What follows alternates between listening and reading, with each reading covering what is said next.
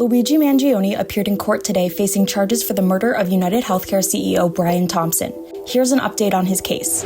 Luigi Mangione appeared in New York State Court on February 21st facing murder and terror charges after the 26-year-old was accused of killing the CEO of United Healthcare on a sidewalk in Manhattan. The first-degree murder charge alleges that Mangione killed CEO Brian Thompson in furtherance of an act of terrorism, claiming by legal definition that there was intent to intimidate or coerce the civilian population or a government unit.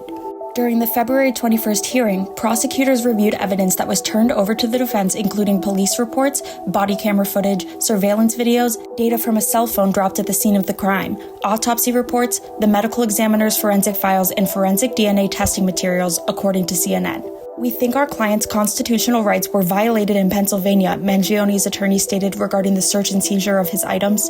"We have never been provided copies of the journal, which is being called a manifesto." Outside the courthouse, crowds of Mangione fans gathered to show their support for the defendant and could be heard cheering during the hearing. According to the Manhattan District Attorney, if convicted, Mangione faces a sentence of life in prison without the possibility of parole. According to New York penal law, a murder is only classified as first degree when the victim is a judge, a police officer, or a first responder, or if the incident involves a murder for hire or an intent to commit terrorism.